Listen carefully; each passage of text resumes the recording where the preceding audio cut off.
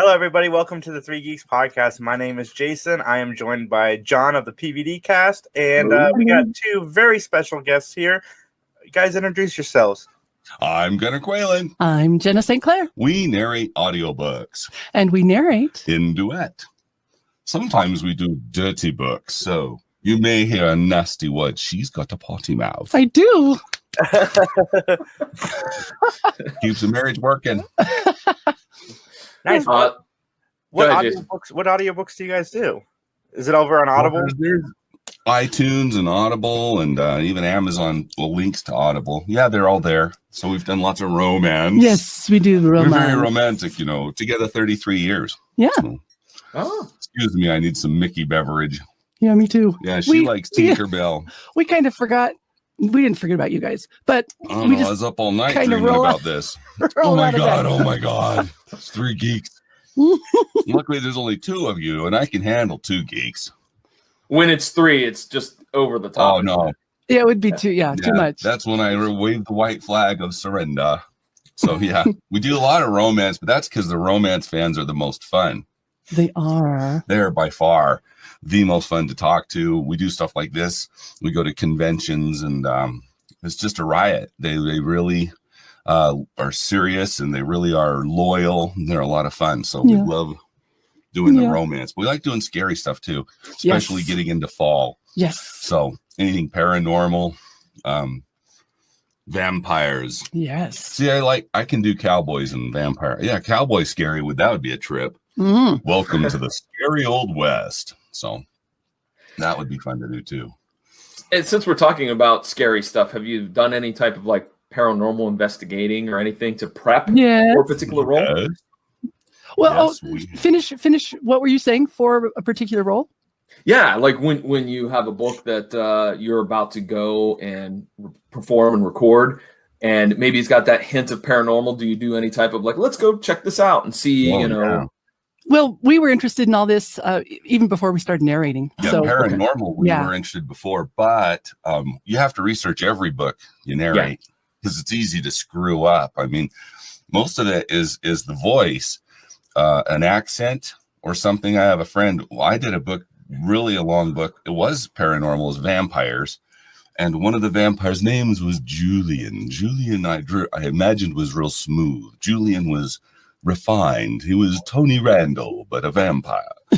So I'm doing this guy that way, way past halfway, just in this deep, gravelly, mean voice. I'm like, well, shit, I gotta go back, redo Julian, And so you have to research every book, and other narrators have funnier stories than that. Tim Page, phenomenal. He does a lot of romance. He does a lot of TV commercials. Tim Page, real popular. But he said the last line said in his thick Irish brogue. He was like, I had to do Irish all the way back because he hadn't read the last line. So you can get, as a narrator, you got to know your subject. Yes. And know your characters. But as a writer, shouldn't she have mentioned that before the last line? It's kind of a little author trick. I'll set this guy up, man. Yeah. Okay. So, but we want to tell you some stories about our paranormal hunts. Is that what you want to hear? Yeah. Sure. Yeah. Absolutely. Yeah. Well, we homeschooled our older boy back when he was younger, and a lot of it, Gunnar took him down to Jerome, Arizona. Yeah, Jerome, Arizona. If you don't believe in ghosts, you will in just a couple days. Everybody who lives there says, I didn't believe it neither. And then I moved here and stuff's floating around. The whole town is haunted. So that's a good one. Yeah. And why is the whole town haunted? This is cool. Oh, well. All right. Summary of Jerome. Okay. Jerome was a mining town, and the mine caught on fire, and they couldn't put it out. To put it out, they used explosions to try to blow out the mine. Other mines in the area were still open, so nobody would leave. So the town is just covered in this cloud of smoke, and everyone's got bronchitis. And every time there'd be an explosion, the jail is a solid concrete block, would slide a few inches because it's on a real steep hill. The whole town's on a steep mountain. They call it the sliding jail. It slid altogether 80 feet because of the explosions, trying to put out the town. The sheriff's son asked a prostitute to marry him. She said no, so he went to her room and threw acid in her face. So the name of things in the town are like the Asylum restaurant, Murder Burger, everything that you go to is called that. And when you go and you listen to stories, they told me, don't bother this guy. He owns the mine. So we went up to the mine. This dude was a 49er, the old hat, everything.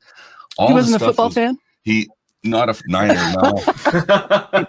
Carry on. He still had the pick and shovel. I said, hey, man, I'll get some gold. He was an old dude and had everything. They had the giant saw. They had the mine. He still had the cars. It was amazing, kind of a museum situation. And they said, don't bother him. But I said, do you have any ghost stories? He loved it. He loved it. He said, when I moved in here and I bought this place, decided to make it kind of a tourist trap or a museum, I didn't believe in any of it. So my first night, I was in that shack. It has a door in the front, door in the back. And he said, I'm laying on my cot. The front door opened. Boom, boom, boom, boom, boom. Back door opened. He said, I got up. I was convinced someone was on the property. And I started hunting all around the property. But he said, now I'm used to it. He said, I took the staff to dinner. We got home and there's another shack further up the mountain. And he said, it was all lit and I could hear women laughing and people dancing and some old fashioned music. We all looked at it, said, there's no power up there. Oh, wow. No, there's no power. Those have to be candles or lanterns. And he said, I started to run up there and a couple of the bigger dudes, we started running. By the time we got 10 steps, blackout, silent. Went up in there, nothing but dust. So that's what it's like up at Jerome. And that, got me going. But yeah, we've been hunting, 25 years? Oh, yeah, that's right. Yeah. We're in books. We got our picture in a book where Sightings, remember the TV show Sightings was there? And this restaurant the burned Willow down Hotel? every year. The Willow Hotel? Yeah, in years ending in 5, it burned down. So we were the first at dinner. We had a fire extinguisher on our table. My 25-year-old's drinking out of a bottle. He's 25 now. They got a picture. They wrote a story. They wrote the book called The Willow Hotel. We're in it. Mm-hmm.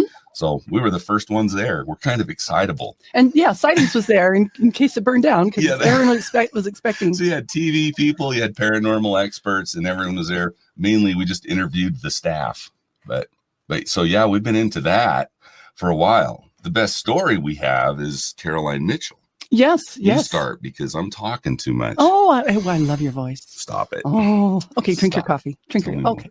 All right. So this story starts at the Daughters of the Utah Pioneers Museum, which is a museum right next to the Utah State Capitol up in Salt Lake City.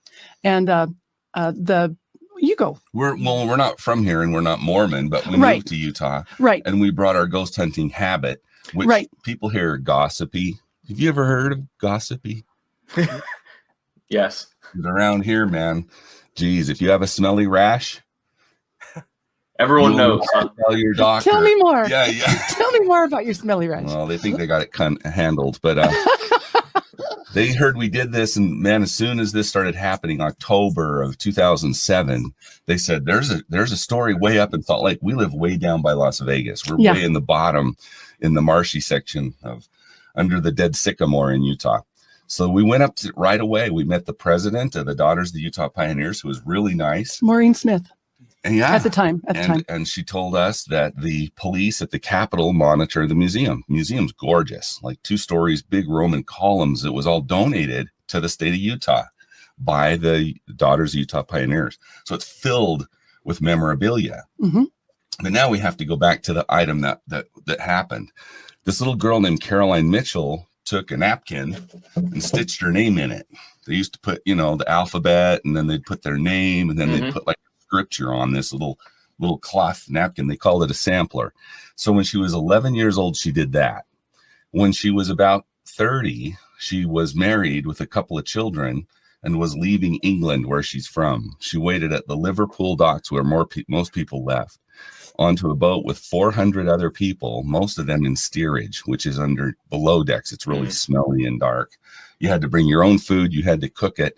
And before they even left the dock, she was sick. So they tried to get out. They tried to sail, but the storms were so bad, they turned back for another 8 days. Finally, they make it to sea for about 8 weeks.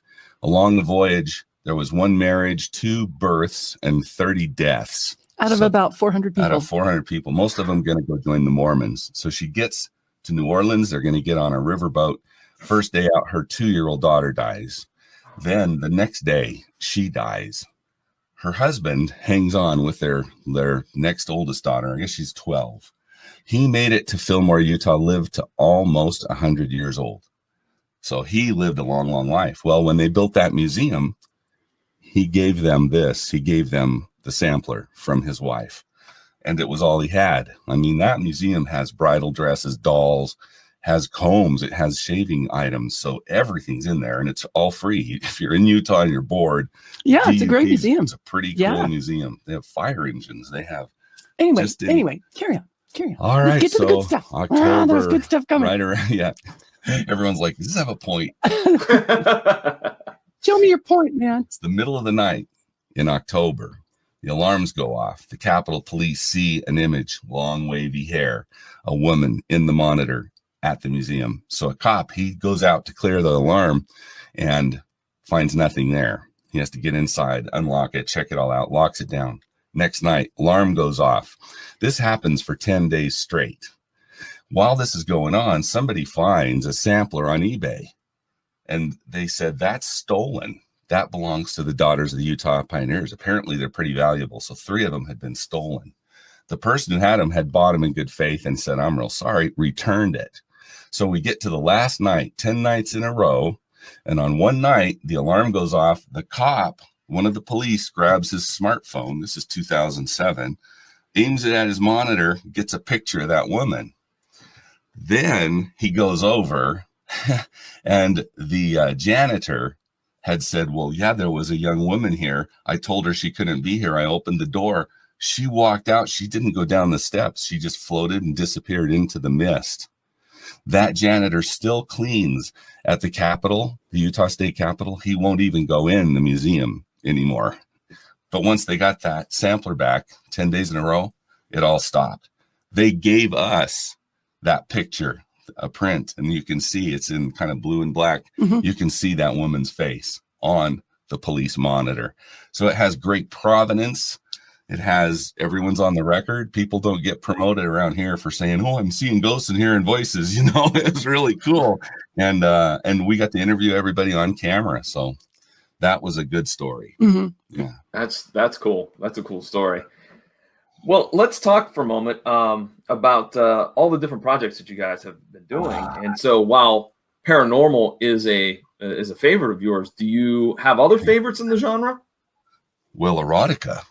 Oh. Dirty Woods. We can. Oh, yeah. We got a lady cop. She's retired, but she's a New York City police officer, retired, and we're currently reading an erotica book for her. Yes. Yeah, yes. It's called Absolving His Sins. She's an assassin. I get to swear a lot. Oh boy, and kill people. Yeah. Yeah, we had to stop. You know, we were doing a scene the other day. We had a podcast to do, and we were making our escape in a Lamborghini. It's a new Italian car, a Lamborghini, kind of a redneck Lamborghini. With me sticking up out of the moonroof, shooting back at the bad guys, and I'm driving.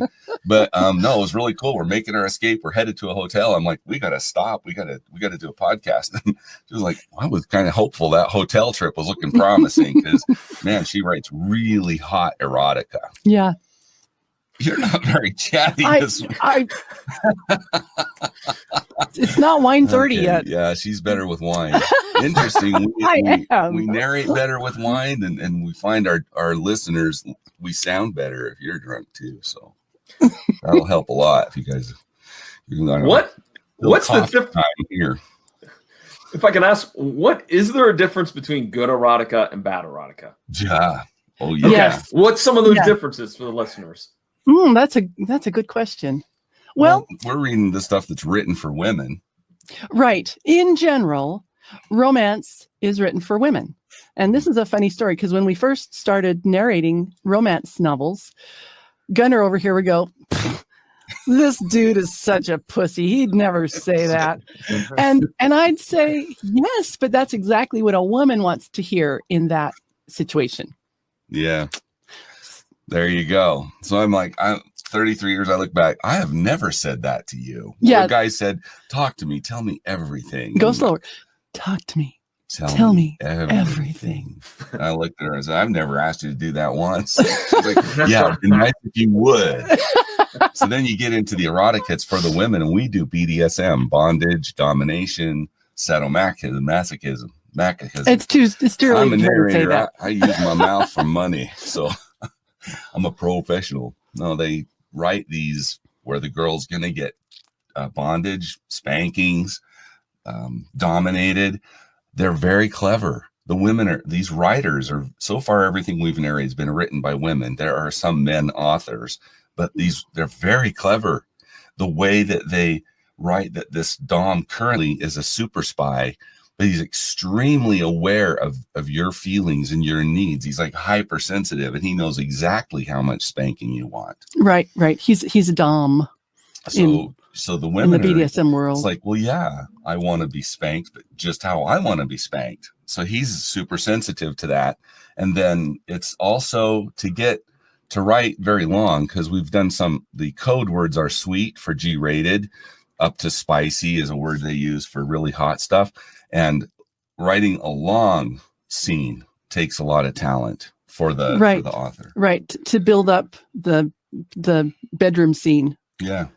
Yeah. So yeah, a lot of foreplay, the guy's he's got to prove himself in a bunch of ways. He's got to be an untamed wild stallion.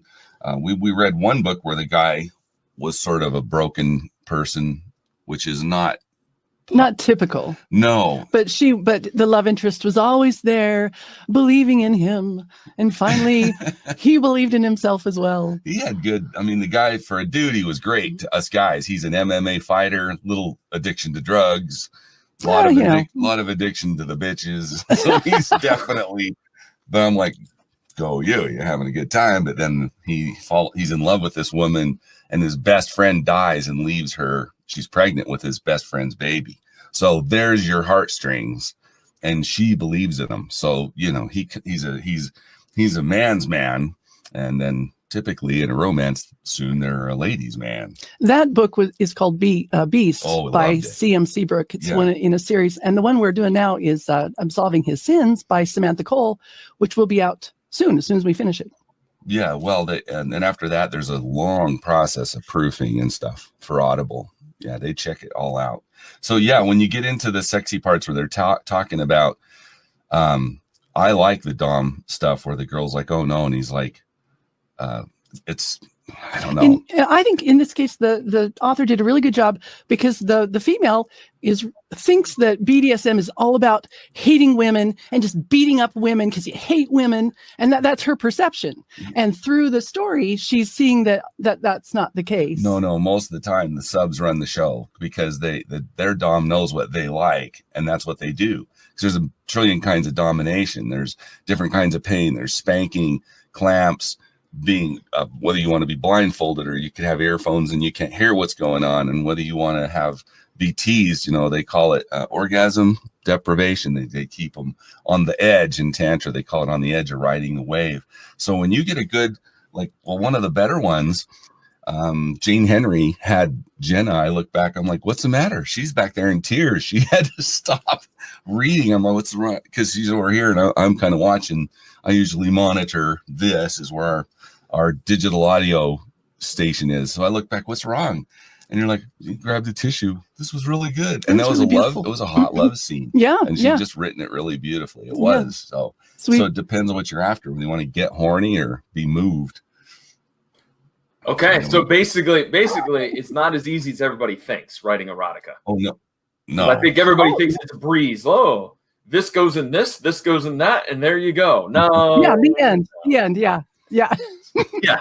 You're thinking of guy erotica again, man. And I'm right with you, pal. Yeah. That would be porn. That's the other thing. Romance listeners are adamant, and so are we, really, that it's not porn. They call it soccer mom porn and stuff like that. It's cute, but outside of this, I read. Well, I like to think it's classics, but I'm way into Mark Twain and Dickens.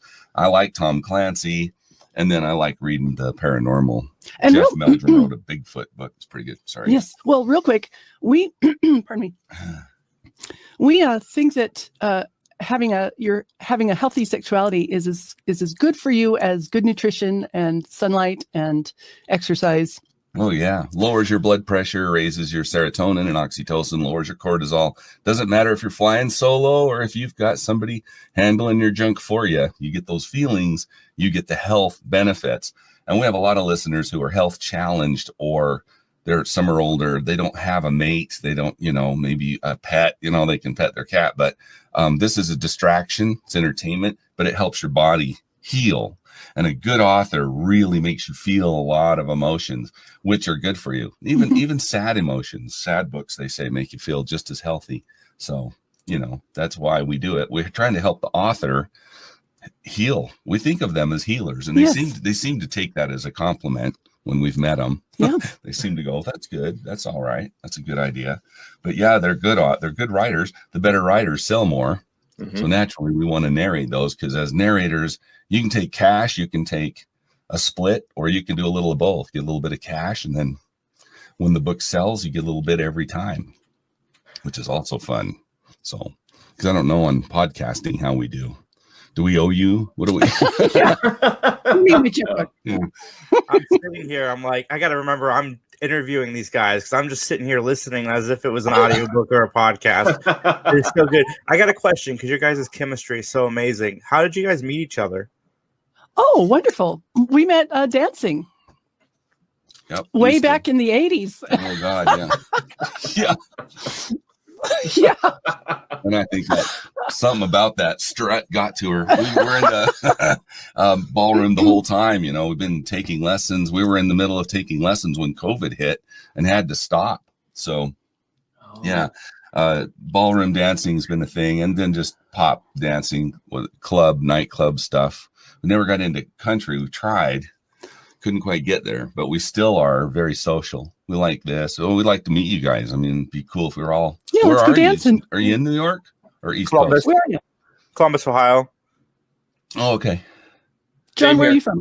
I'm in Columbus, Ohio as well. So. Okay, because we were going by Eastern time. I'm used to. So I was like, that's cool. Eastern. Are you Eastern time? I didn't even know if yes, Ohio. we are. Yeah. Central. That's awesome. Yeah, I learn something every day. That's why I like podcasts. Yeah. So you guys told me about what does Three Geeks? Are we even anywhere on your map for what you like to interview? I mean, how do we fit in? We like to interview a little bit of everybody, and this interview has been amazing so far. We didn't know what to expect when Steve recommended you guys, but it's been absolutely entertaining since you guys got on the call. Absolutely. We're just a group of friends who get online and talk about nerdy stuff. Sometimes we get into social justice stuff. Yay. Mm-hmm. But mostly nerdy stuff. Yeah. Well, that's a hot topic. We just built a new computer. I could show you, I guess. No, I can't. But we just built, I had to have my son and his friends build my computer, but we're doing sound, but I started giving them specifications and they got all excited about a video card. I have a GTX 2070, and it's got neon on it. Oh my God, they were all oh my gosh, what are you doing? We just talk dirty, man. We have to record it, but the kids do like the studio, and he's kind of because we're mic geeks, we're microphone geeks. These are ADKs, if anyone's wondering. ADK, kind of a boutique company. They're almost all handmade, little company in Washington, but who was it? Ray Charles? Ray Charles' last 3 albums were on ADKs, and he won a lot of Grammys. I think he won 5. Wow. So Sting, I don't know who else uses it. I even saw my mic on an episode of The Voice. On The Voice, right. So people geek. They come in here if there's something nerdy to geek out on their computer or microphones, the studio. And we have a thing for mics. I just love them. So my son's got older ones we've used, and that's really personal. So if you get really heavy into microphones, you'll learn, like at Disney Studios, they have everything they use. You can go visit the virtual, you can rent them. There's 3 main studios, Bob Kane, and I don't remember the other names, but Bob's one of their sound engineers. They list everything. They list all their gear, Pro Tools and this and that, and microphones. They just say, we got a lot of them. And the reason is everybody's different. And a lot of performers bring their own, because it's just, once you get the sound you want to have. And so that's what, if there was something geeky about us, it'd be our studio. Oh yeah, your guys' sound is amazing. Yeah. Oh, yeah. We love you. Thank you. It came through no small effort. This is about a foot of concrete on 3 sides. And then, believe it or not, we give you an insider tip. All that expensive sound foam just looks cool. It really doesn't do much. What's behind all that panel is bath towels, beach towels. They just kill sound. They're stacked about 4 deep and tacked to the wall. They just kill it. So I'm a big fan of towels. Huh. That's a great tip. I'm writing that down. I appreciate that. That is and they really don't have to be new. You can go to a thrift store, fumigate your towels. Well, can we talk a little bit about your website? Because, we're talking about geeky things, and we have yet to talk about Scarrow.com. So, Stereo. Yeah. Stereo. We started that. Yeah. What? Go ahead. I was going to say, what can folks find when they visit Scarrow.com? Well, right now we're in collection mode. So if they hit Scareo, SCAREO.com, they will find a form. They click the button and they can submit a scary story. So we're collecting. Yes. October. It can be true or not. Yeah, you can make one up, or you can say, here in our town, we have a haunted tombstone. And, you got to write the whole story, though. We don't want to outline. You write the story. Yeah. Well, we've had 2 stories this year in collection mode that are going to be made into audio books. And we're going to split the take with the author. And she never wrote anything before. Mm-hmm. She's like, duh. Yeah. I'm an author. And yeah. A lot of us have, stories inside, and just need an opportunity to So she's to bring them out. She's an author now. So you can submit right now. More and more as we get to October, our website turns into broadcast mode, and we put scary images and stories, and we have all sorts of things you can listen to, and you can get our podcast, which is different than this because it's mostly just stories done in theater kind of thing with sound effects and music, and you just listen, And at this point, it's still all G-rated. So if you want to go there with your kids and listen to these stories, they're all G-rated. Yeah, the stories that are going to be erotica, because the scary can have that. They're clearly labeled, so you know what you're getting into. Yeah. And you have a couple of examples too right now, correct? On the website, like Proof of Afterlife, The Doctor and the Bus. I think there was a third one, wasn't there? The Puppy. That was one I think that was on your Facebook page. Yes. Yeah. So these are urban legends. Now we're switching over to like Slender Man and Siren Head. These are the new urban legends. They call those creepypasta. It started with cut and paste, and then there's actually a site, creepypasta.com. It's not bad. It's got a lot of them. I think Slender Man's gonna get a movie deal. So that's the new urban legends. And then going back hundreds of years, I don't know, that we've got The Hook on our site too, on our Facebook page, facebook.com/Scareo, SCAREO. Yeah, that has a lot of our samples, and we do little videos. Well, those are based on real events. Those 3 that you mentioned. Yeah, the ones that are on our site right now are all true. They were news stories, and we investigated, and those are all true. Yeah. The Doctor and the Bus, and then there's the River Angel Mom. So that one was the cops and firemen showed up. This car's been on its top all night long in a river. They didn't know. No one knew because it was sort of under a bridge. A fisherman came, saw the car on its top, called the police. So 2 firemen and 2 cops initially showed up, Tyler Beto, and I can't remember other names. But they heard a voice, and they said, it's a woman. She's screaming, save us, help us. We're in here. So they ran to the car. Some more came. I think there was 7 or 8 all together who flipped it. There was several guys who flipped it, but the 4 first ones on scene have been interviewed. They've been on The Guardian, CNN, several newspapers, all 4 of them insist we heard a woman's voice, and there were no women there. They flipped the car. The driver was dead. The mom was underwater. The baby was just inches above the water. So Still alive. And yeah, it had to have CPR. They flew the baby. It was she. Yeah, flew her to Primary Children's Hospital, full recovery. She was about 18 months old. So great story. Yeah. Wow. There's a lot of those too, especially moms. I guess dads don't care as much. Right?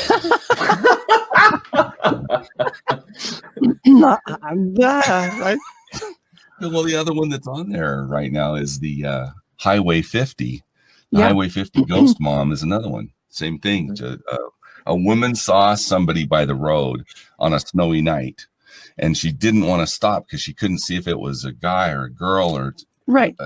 Some kind of psychopath. She drove a little further up towards Lake Tahoe, South Tahoe, got a phone signal, called cops. When the cops got back, she said she took them back, said, I just didn't want to go without backup. Right. Alone. Yeah. So the cops are there. She's walking along with them right in that same spot, and they look down and see a car. And of course, the person who saw it thought, well, they must have gone back to their car for shelter because it was, a blizzard. So the woman stayed at the top, the lady who saw it. The cops went down and they came back and said, yeah, there's nobody alive in there but a little baby. We're bringing her up. So There was about, a toddler. A toddler had lived for 3 days in its car seat. I think it was a boy in this case, but near 3 days. And all it had was, what is that when you're dried out? Dehydration. Right. Yeah. But and that one had been on the news. It was in the 90s. And we saw it together on the news. We forgot to write notes. We didn't know we'd be doing this later. Yeah. Well, you know what? How did you get into doing narration? Well, I decided to do it. We wanted to use our mouth for money. Yeah, and we weren't getting the same kind of response we used to get, man, back then. So we were just watching our first porno the other day, and man, we were good looking back then. But I decided to audition for one, and it never occurred to me that you would do the girl voices. Turns out, a lot of the time, narrators do every voice. Like, remember Mel Blanc? You know who Mel Blanc was? Yeah. Mel did everybody. Foghorn Leghorn go, come on here, boy, you bother me. And then he'd be, Yosemite Sam and rabbit season, duck season, rabbit season. I don't remember. Anyway, Mel did them all. He did them all. And if you listen to Harry Potter, who's it, Jim Dale? Jim Dale and Stephen Fry. They had 2 different versions. You can get Stephen Fry or you can get Jim Dale. He does them all. I mean, he's Hermione and Harry. He's all the teachers, he's Dumbledore. He's one guy. To me, I'm like, they got a girl in here. You want to be the girl? No, be the girl. I got a girl here. I grab her. She be the girl. I'll be the guy. And that was a genius. I thought, okay, so you go and you tell the author. We don't tell them anything. If you go to ACX, have you heard of ACX.com? I have not. Part of Amazon. Amazon owns ACX.com. It means Amazon Creators Exchange. So the creators are the authors and the narrators. We're all creators. So ACX.com, if you search, there's a search button way over on the right. You don't have to join or anything. You can search for titles that are looking for narration. A typical day, there's like 2,500 books. Those are books that are seeking narration. It could be keto diets. It could be fitness. It could be romance. So I did an audition 4 years ago, and we got it. And then we told other people, our first audition. They're like, what? Because I tell people, if you're new, figure on about 10 auditions till you get a book. Then as your career progresses, these last books we've gotten, it was our fans. 2 authors who have quite a few books to narrate went to their fans and said, who do you want to hear narrate my book? And they came to us and said, my fans want to hear you guys. So that's easy. Cool. Yeah. Is that cool? Yeah. Oh, believe me, auditioning is, if you're getting into the voice career field, get used to doing a lot of just sending out auditions, because they're looking for something. We know a lot of people who do TV commercials and stuff. And a lot of them say, if you've got a sound like the Arby's guy, He just does the Arby's commercials. We got the meats. Yeah. He's their guy. Other people hear that and go, well, let's get him. He could do it. Until your name's established, you're just auditioning all the time. So I don't know, is that TMI? No. Can I hear more about the rash? Well, I actually was going to segue into that. GQ, you have a link to School for Narrators on your website. I do. Well, yes, we have done a series of videos that teaches them how to get Audacity. You guys know Audacity, right? Yeah. That's a free digital audio workstation. And so we tell them, here's the lowest cost mic. You can get a Blue mics, which, by the way, Blue mics, a lot of people don't know. Blue is a great manufacturer of mics. They're little snowballs, $49, but it is a diaphragm mic like this. And it uses what do they call these? Amplifier. It's a preamp. It uses a preamp, but it's built into it. And then they got the Yeti, which a lot of guys know because the dial is like $200.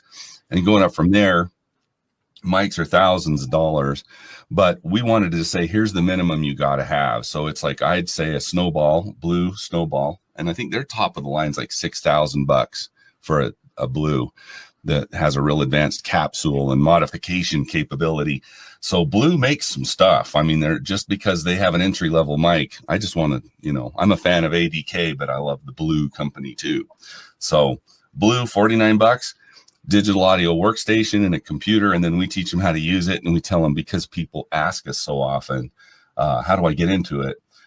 We in our series, which is still, that's all free. So if they go there and look at the bottom, get into podcasting, and then we tell them, you got to narrate a book. You got to pick a book you like.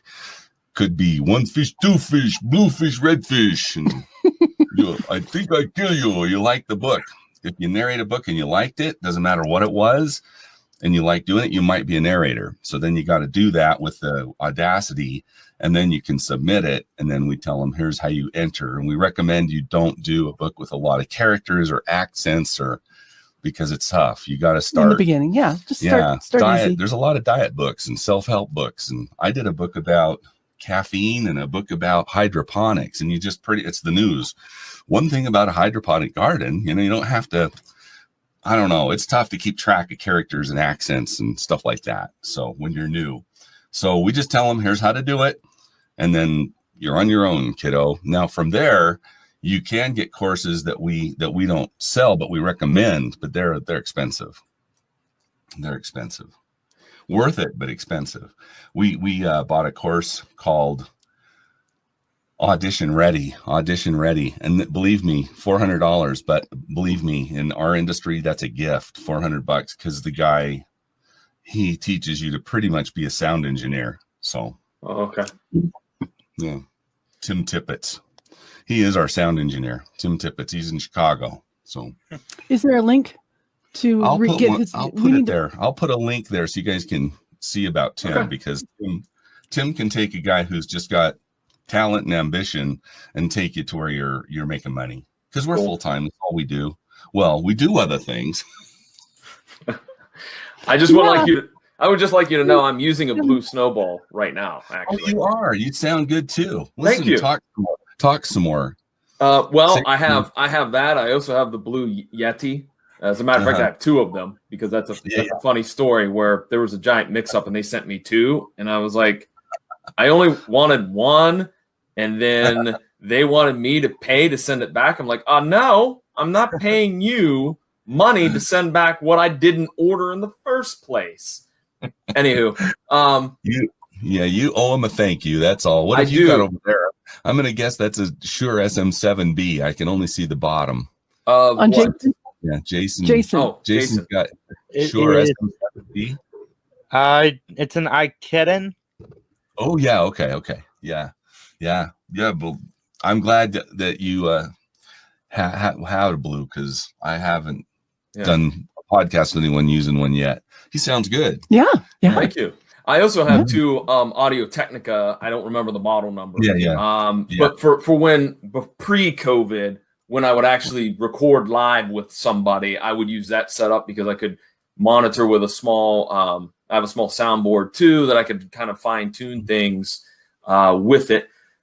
So it cuts out a lot of my editing in Audacity. But unfortunately, I haven't used those things since last October because just the way the schedule worked out. I had a lot of remote podcasts, and then COVID hit, and even guys, like Jason, I haven't been to his house and vice versa because we're still I'm trying to be a little more safe when it comes to the virus. It's easy for us. We work. This is where we work. It's a little nuts because we're very social. Like I said, we were in a dance class that at the time that COVID hit, so we're missing getting out. This is great. I'm like talking to you guys. So how are you kids? Yeah, you married? What do you have? Any pets? Tell me about your rash. Yeah. You covered mine. So I'm glad you are enjoying this because we've had a couple people. It's like I don't know if that was an interview or a drive-by colonoscopy, but we try to keep things cheerful and.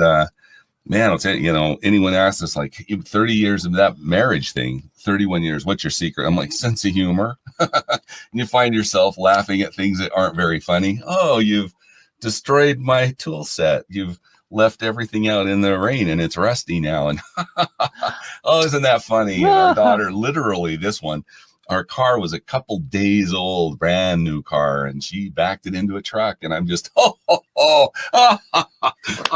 God. Marriage, geez, I would tell a dude, man, give up all give up all hope, give up all ambition, let your dreams go. But then we're kind of retired now, so it's like we're doing us, and of course the kids freaked. Mommy's screaming and dad's going, take it, bitch. We're recording, kids, and then they moved out. That was what that was motivation for them to move out. They're like, we need to get out of here. We need to go now. Mom and dad are talking dirty. We're leaving. So. The trick to get your kids to move out is to record romance novels, right? That's the trick. Yeah. All right. That's the trick. Write that down, Jason. You could need it later. I don't know where you are in that stream of things, but our last kid's 17. He's still home. He has a license and he just leaves. Oh yeah, he's not here. He's on a ejection seat for departure, like high school, and I'm gonna be gone too. So we have one South Korea, one up north, and one at home. But this does drive the kids crazy. Yeah. I love it. Have they ever brought home like friends like, hey, let's hang out, and they walk in there and go, never mind, dad and mom are recording, let's go to Taco Bell now. I've had them in the studio because they geek out on the studio. They're like, well, let's hear some. And so we hit something, and he had a room full of guys and girls because he's a popular kid. So he's got them all lined up back here. And I just hit play, and he started to lick my clit. They're like, we're back out of here so bad. About as close as, I wished I'd had something funny, like we do blooper reels, and those are fun too. Yeah, we collect all of our mistakes, especially the funny ones. Yeah, and then so we make a blooper reel of that book. Yeah. To share one of with my fans. favorites. She's like, I want you to spank me, push me to my knees, and make me. I started laughing. Make me come. Yeah. She's like, hey, I'm working here, and I flubbed it up. This is my favorite blooper, but we have hours. Hey, I'm working here. I know. So there you go. You get rid of your kids fast and easy. Yeah. Do you have a dream project that you would love to narrate? Sure. There's a lot of authors we'd like to narrate for. So a lot of our dreams have come true. We've done a lot for Jane Henry, about 6 books, about 6 for C.M. Seabrook, and Samantha Cole. She's a dreamboat for me. She writes the way, because I have guy movies that I like, that I thought were guy movies, but really Rocky, one of my favorite movies, is for guys and girls. It's a romance, him and Adrian, and right. Then you've got Yo, Adrian, wonder if you wouldn't mind marrying me too much. Absolutely.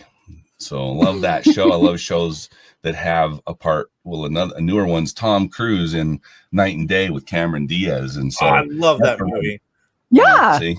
But it's good for guys and gals. So it's good for both. And so that's Samantha Cole. She was NYPD. She's retired NYPD. Beautiful brunette. She's super popular. And it's a dream reading her stuff because we hadn't. The first time we read a Samantha Cole, we were narrating it. Right. But damn, it's like night and day, you know? Yeah. So that's they're undercover ops and all this cool stuff. Sure. Yeah. I've got some plus romance. We've got Steve is pitching us to a movie, so to have some narration. So that'd be cool. Cowboy show that they're doing. So it'd be fun to be on a movie. You have to have phenomenal talent and voice skills like Mel Blanc to do stuff in Hollywood. A lot of the guys there, Hank Azaria was on The Simpsons, millions and millions and millions of dollars, they say. He talked about 30,000 an episode. It got up to 400,000 an episode. You can live on that. And they said, then they came to us and said, well, the ratings aren't quite as high in the later years. We're going to lower you guys to 300,000. He's like, well, all right. Okay. All right. 300 grand a week. I'll make it work. And now, but that guy was the, thank you, come again. And the clown and he was just so many voices. And so the dream is to succeed. If we do this book for Samantha and it sells millions of copies, because it depends, it's different, but in ebooks they have a level of sales. Normally it cuts down for audio.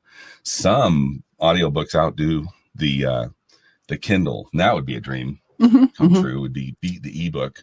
yeah So which sounds like an erotic fiction tale. Beat the ebook. Anyways, yeah. We should all get together and do some erotica. It'd end up being guy stuff, I guarantee you. And you know what? We'd be drinking some of your potions if it was later in the day. Yeah, we'd be drunk right now if we do an afternoon show. But Gunnar makes his own beer and wine. Yeah, we could do erotica about that. Yes. Mm-hmm. It's so yummy. Beer is a cool one. Is that kind of a way to relax and disconnect from work?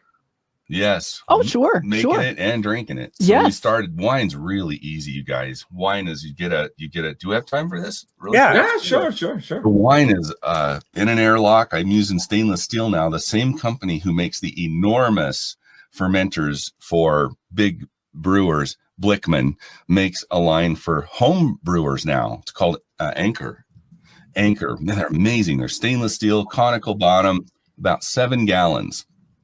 So you just pour in the juice, put in a little bit of special yeast that you can get anywhere, pretty much. They're brewer suppliers. But you put in a teaspoon of yeast and a bunch of juice, put on an airlock, and 2 weeks later you have wine. That's it. I mean, really that easy. Yes. Beer, and well, let me just say, because one of the things he does, the kits, we buy these wine kits, they come with all this crap that you can put in, but we don't put in, so it's healthier for you. What's the crap that we don't put in? Sulfites are the main crap. Right. Yeah, and because that's meant for if it's going to sit on the. Oh yeah, if they don't want it to go bad, so they put a lot of sulfites so the wine can consider it. We're going to drink ours, so it's just juice and yeast. That's really all we use. Yeah, without any of the crap. There's no additives, right? No additives, right? That's a official word. The purer the juice you get, the more it costs. So if you get concentrates really cheap, you can make your wine for a lot less. Beer is pure also. That's just grain and hops. So that is a job. And where I was headed was with October coming, then the iconography of witches comes from beer. So listen, this is so cool. Go ahead. I love having a cheerleader. I'm going to get her pom poms. Go, tell her. The thing about the beer is it's a huge kettle. Mine's 15 gallons. And I usually, last time we did it was 24th of July. And we made 10 gallons of beer. So to make it, you start with 2-row malted barley. And it's phenomenal. You take roughly the amount of a small pillowcase, and it goes into that water, and it slowly heats. And at every temperature level, the grains release different sugars, and then it gets real malty and dark. And by the time you hit about 180 degrees, you pull it. So you've almost steeped it like tea for an hour or two. Mm-hmm. Now, the wort, it's now called wort, is very malty and smells like I don't know, malto meal. Smells really rich and wonderful, and you're stirring it, and now you get it to boil. So you go up at our altitude. We live at 6,200 feet on the side of a mountain. At our elevation, it's exactly 200 degrees. The water is boiling. That's when you add the hops. So you have Cascade, you've got all different kinds, Citra. There's lots of different kinds of hops, and that gives the beer different bitterness, right, and an aroma. And so you add those, and they go for a certain length of time. Then you have to cool it. And a lot of guys just take the whole kettle and put it in a big bath of ice, or we have a big copper thing that you run the garden hose through. The garden hose goes through and it runs cold water through the spiral, and it goes out the other side and back out onto the lawn, and you crash cool it. This takes hours. So by the time you've cooled it and now you're ready to put it into a fermenter, and in a couple of weeks it's fermented, then this process can take all day. Really, it seems like it. Just setting up, and everything has to be sanitized or you'll get infected beer. It'll be sour. But we started researching these imagery from the year, say, 900 or 1000 AD. In a typical village, you would have 200 or 300 homes. More than half would be brewers, and women did it. They'd call them alewives or brewsters. So if you've ever met anyone named Brewster, they probably had that in their ancestry. They were a brewer. And when they finished, some ale was ready to drink, they'd take a broom and they'd stick it over their door, but not like a rifle over the fireplace. They'd drill a hole and stick the broom in there, and it would stick out like it was flying. So you're starting to, so you got an old woman, and she's stirring a pot for hours, and she's got cats to keep the mice from eating her grain. All that iconography of witches came from beer. Wow. Yeah. And Fascinating. the pointy hat too, right? They wore pointy hats, so people knew they were an alewife or a brewster. And the idea that when I found out, the big shock for me was more than half.